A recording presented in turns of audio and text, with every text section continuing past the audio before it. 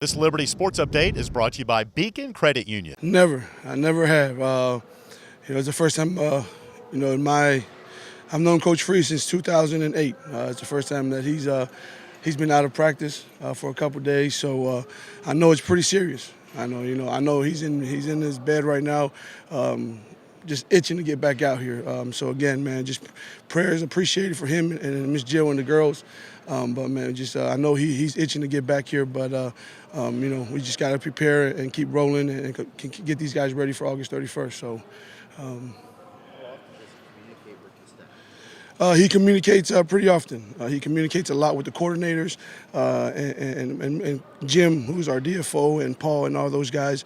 But we always try to text him and text Ms. Jill if there's anything that he needs from us as far as practice, what he needs the guys to see as far as preparation for Syracuse and all that good stuff. But he's always going to have his hands in the preparation through the daily activities. So pretty often. How different has the last 3 or 4 days been on the practice field with him not being there? Always when you have the leader of the program not out there, it's always a different feel to it.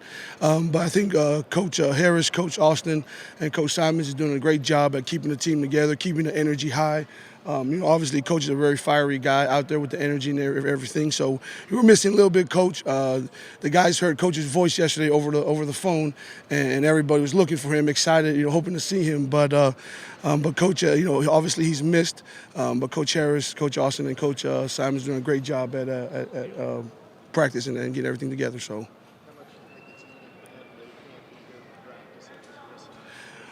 Oh, I know he's itching. To be out here. Obviously, him getting back into it, and he's been itching since the day he got hired. So I know him being out of practice right now. I mean, obviously, again, he's ready to be out here with us. But the first thing is his health. So I know Miss Jill and them are keeping, at times trying to keep him away from his phone, try to get him focused on his health first. But, man, I know he's excited and can't wait to get back out here with us. Looking at the tight end room, how's that group coming along, especially with the depth that's now there? It's coming along great. We've got some great kids all around from our team to the tight ends room. Johnny obviously making that transition from receiver, just trying to get him to hone in. Him and Chris trying to hone in on their steps.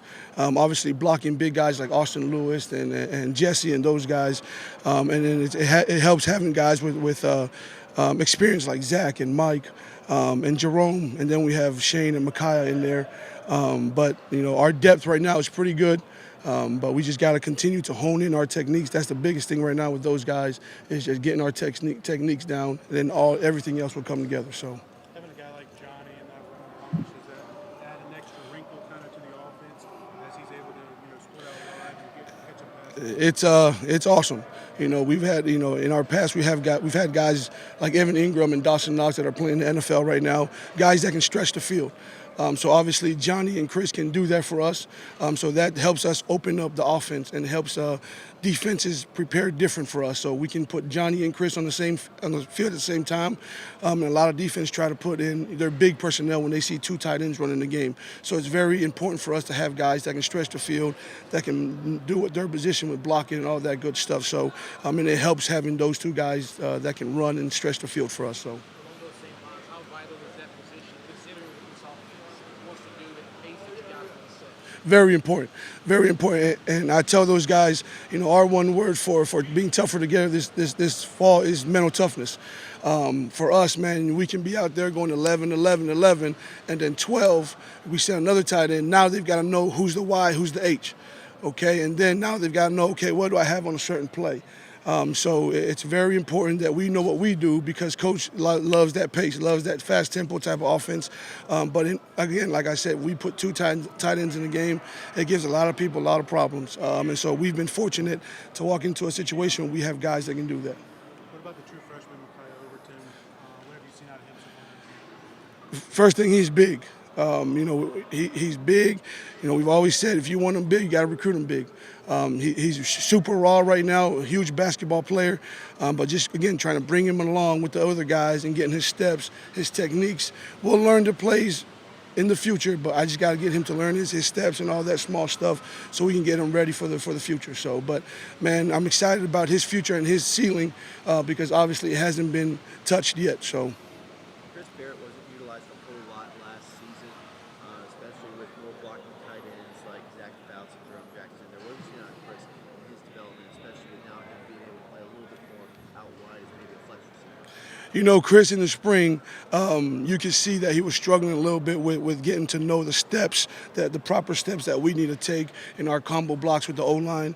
But now he had the summer and during fall camp, I'm very impressed with where he's at right now with his blocking scheme, his steps, and all that good stuff, his hands. Obviously, he can do some things out wide for us, and we're obviously going to use him and Johnny out there. But very impressed with the way that he's approached camp and trying to hone in on the things that we have talked about that will help take his game to the next level. So, Jerome Jackson's another guy who was a guy who's a threat, passing game guy who's a threat, blocking game. Where do you see him fitting in? in this system, I can see Jerome doing both.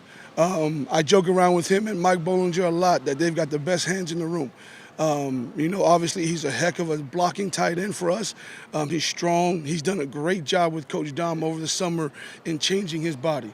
I was joking around with him. Coach Dom showed me a before and after, and there's a huge difference. Right now he's doing a great job at running his routes. So when people see Jerome Jackson, when we see 88 run in, some defenses are going to try to call their heavy stuff because they know, oh, 88 is a blocking guy. But then, we can use him. Now the way he's changed his body, we can flex him out and use him in many different ways. So, again, just a different look from Chris and Jerome to where now Jerome's got to hone in on the passing game and how to defeat Sam, Nickel Sam, and stuff like that. So. Zach Fouts is a veteran guy in your room. How is he fitting into the dependent? He's fitting very well. Obviously, Zach with a lot of experience. He picked up our offense just like that. Very smart kid. I love the way that he approaches the game. We're going to keep finding ways to use him in the offense. Him and Jerome and Mike and Johnny and Chris. We're just going to continue to fit him in there. But, man, just very proud of Zach and all the injuries. His story is amazing. Everything that he's been through, and I just love his mental toughness and everything he's been through, man. Just continue to bring him on, and he's been a great help in the room. Has his foot healed up from the spring? Right now it has. He's been full go since we started camp, so he's looking good. So.